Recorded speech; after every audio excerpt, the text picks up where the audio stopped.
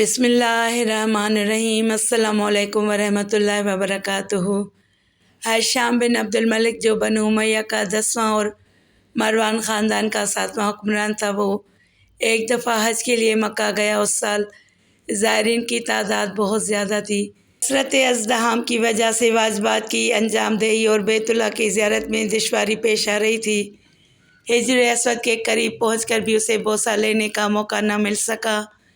اسی دوران حضرت امام زین العابدین رضی اللہ تعالیٰ عنہ اپنے نورانی چہرے اور عزت و احترام کے ساتھ داخل حرم ہوئے اور بیت اللہ کا طواف کرنے لگے۔ اسی اثناء حجر اسود تک پہنچے تو عوام نے آپ کی خاطر راستہ چھوڑ دیا اور امام کے رعب و جلال اور ہیبت کی وجہ سے حجر اسود سے دور ہو گئے تاکہ امام رضی اللہ تعالیٰ عنہ حجر اسود کا بوسہ لے سکے۔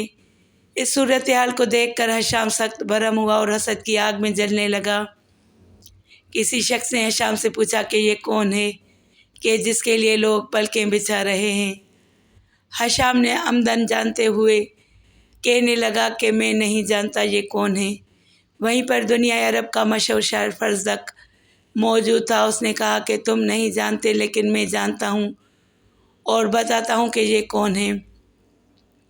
اور فرزدق نے قصیدے کی صورت آپ کا تعارف کرایا۔ اے ہشام، اگر تو ان کو نہیں پہچانتا تو مجھ سے سن۔ یہ وہ ہیں قرآن جن کے فضائل کو سینے سے لگائے ہوئے ہے۔ یہ وہ ہیں جن کے دلیرانہ اقدام دیکھ کر شیروں کے دل کانپتے ہیں۔ یہ وہ ہیں جن کی جود و سخا پر ابر باران کو بھی رشک آتا ہے۔ یہ وہ ہیں جن کے نشان قدم مکہ پہچانتا ہے۔ انہیں خانہ کعبہ جانتا ہے، ان سے ساری دنیا واقف ہے، ساری مخلوق ان سے شناس ہے، ان سے حرم آشنا ہے۔ اس خاندان کے فرد ہیں جو پورے روئے زمین کے لیے باعث زینت ہے۔ انہی لوگوں نے اپنے علم کی روشنی سے ہمارے لیے دین کی وضاحت فرمائی۔ یہ وہ ہیں جن کے دروازے سے کبھی سائل خالی نہیں لوٹتا۔ یہ وہ ہیں کہ خالق کائنات نے ان کو بڑے فضائل عطا فرمائے ہیں، ان کے جسم پھول کی مانند تازہ اور نورانی بنائے ہیں۔ یہ فرزند فاطمہ رضی اللہ تعالیٰ عنہ ہیں۔ اگر تو انہیں نہیں پہچانتا تو سن، یہ فرزند خاتم الانبیاء صلی اللہ علیہ وآلہ وسلم ہیں، فرزند رسول صلی اللہ علیہ وآلہ وسلم، وارث مقصد کربلا حضرت امام زین العابدین رضی اللہ تعالیٰ عنہ 15 جمادی الاول، بعض روایات 5 شعبان 38 ہجری کو مدینہ منورہ میں نواسہ رسول کونین حضرت امام حسین رضی اللہ تعالیٰ عنہ کے پاکیزہ گھرانے میں آنکھ کھولی۔ آپ کی والدہ گرامی حضرت شہربانو تاریخ کی عظیم ترین خواتین میں سے ایک ہیں، جو آخری ساسانی بادشاہ یزدگرد دوم کی بیٹی تھیں۔ آپ رضی اللہ تعالیٰ عنہ کی عبادت گزاری اور زہد و تقویٰ انتہا تک پہنچا ہوا تھا۔ یہی وجہ ہے کہ آپ زین العابدین، سید الساجدین، عابد اور سجاد کے لقب سے جانے پہچانے جاتے ہیں۔ عالم اہل سنت حضرت علامہ عبد الرحمن جامی رحمۃ اللہ تعالیٰ علیہ روایت کرتے ہیں کہ امام زین العابدین رضی اللہ تعالیٰ عنہ ایک مرتبہ نماز تہجد میں مشغول تھے کہ شیطان ایک اژدہے کی شکل میں آ گیا اور آپ کے پاؤں کے انگوٹھے کو کاٹنا شروع کر دیا، لیکن آپ عبادت خداوندی میں انہماک سے مشغول رہے۔ شیطان آپ کو عبادت خداوندی سے ہٹانے میں ناکام رہا، حتیٰ کہ وہ عاجز آ گیا۔ جب امام نے اپنی نماز مکمل کر لی تو تماچا مار کر شیطان کو دور ہٹا دیا۔ اس وقت ہاتف غیبی نے 3 بار سزا دی، انت زین العابدین، بے شک آپ عبادت گزاروں کی زینت ہو۔ اس کے بعد آپ کا یہی لقب مشہور ہوا۔ حضرت عمر بن عبدالعزیز رحمۃ اللہ تعالیٰ علیہ کو جب حجاز کا گورنر مقرر کیا گیا تو ان کے عہد گورنری میں 87 ہجری میں سرور کائنات حضرت محمد مصطفیٰ صلی اللہ علیہ وآلہ وسلم کے روضہ اقدس کی ایک دیوار گر گئی تھی۔ جب اس کی مرمت کا سوال پیدا ہوا اور اس کی ضرورت محسوس ہوئی کہ کسی مقدس ہستی کے ہاتھ سے اس کی ابتدا کی جائے تو حضرت عمر بن عبدالعزیز رحمۃ اللہ تعالیٰ علیہ نے حضرت امام زین العابدین رضی اللہ تعالیٰ عنہ ہی کو سب پر ترجیح دی۔ کربلا کے دشت میں بھوک پیاس کی عظیم آزمائش برداشت کرنے والے حضرت امام زین العابدین رضی اللہ تعالیٰ عنہ مدینہ کے سینکڑوں غریب گھروں کی کفالت فرماتے تھے اور سارا سامان ان کے گھر پہنچایا کرتے تھے، جنہیں آپ معلوم نہ ہونے دیتے تھے کہ یہ سامان خورد و نوش رات کو کون دے جاتا ہے۔ آپ کا اصول یہ تھا کہ بوریاں پشت پر لاد کر گھروں میں روٹی اور آٹا وغیرہ پہنچاتے۔ جب امام شہید ہوئے تب انہیں پتہ چلا کہ کون انہیں غذا پہنچایا کرتا تھا۔ جب آپ کی شہادت ہوئی اور انہیں غسل دیا گیا تو غسل دینے والے ان کی کمر پر سیاہ نشانات دیکھنے لگے اور کہنے لگے یہ کیا ہے؟ تو کسی نے انہیں بتایا کہ امام زین العابدین رضی اللہ تعالیٰ عنہ رات کو آٹے کی بوریاں اپنی قبر پر اٹھا کر اہل مدینہ کے فقراء میں تقسیم کرتے تھے، اور یہ انہی بوریوں کے نشانات ہیں۔ حضرت امام زین العابدین رضی اللہ تعالیٰ عنہ اخلاق محمدی صلی اللہ علیہ وآلہ وسلم اور علم مرتضوی رضی اللہ تعالیٰ عنہ کے مالک تھے۔ آپ ایک اونٹنی پر سوار ہو کر 20 مرتبہ حج کے لیے گئے، لیکن کبھی ایک مرتبہ بھی اسے چھڑی سے نہ مارا۔ ایک روایت میں ہے کہ کسی نے حضرت امام زین العابدین رضی اللہ تعالیٰ عنہ سے کہا آپ لوگوں میں سے سب سے زیادہ نیک اور برگزیدہ ہیں، لیکن آپ اپنی والدہ کے ساتھ ایک برتن میں کھانا نہیں کھاتے، حالانکہ وہ یہ چاہتی ہیں۔ تو آپ رضی اللہ تعالیٰ عنہ نے فرمایا میں یہ پسند نہیں کرتا کہ میرا ہاتھ اس لقمے کی طرف سبقت لے جائے جس لقمے کی طرف میری ماں کی آنکھیں سبقت لے چکی ہیں۔ مروی ہے کہ ایک دن آپ رضی اللہ تعالیٰ عنہ کا گزر کچھ ایسے افراد کے پاس سے ہوا جو آپ کی برائیاں کر رہے تھے۔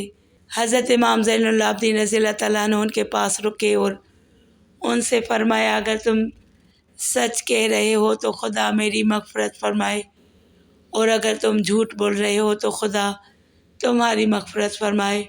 ایک روایت مذکور ہے کہ ایک دفعہ حضرت امام سجاد رضی اللہ تعالیٰ عنہ باہر نکلے تو آپ سے ایک شخص ملا جس نے آپ کو برا بھلا کہا، جس کی وجہ سے آپ کے ساتھ موجود غلام اور چاہنے والے اس شخص پر غضبناک ہو گئے۔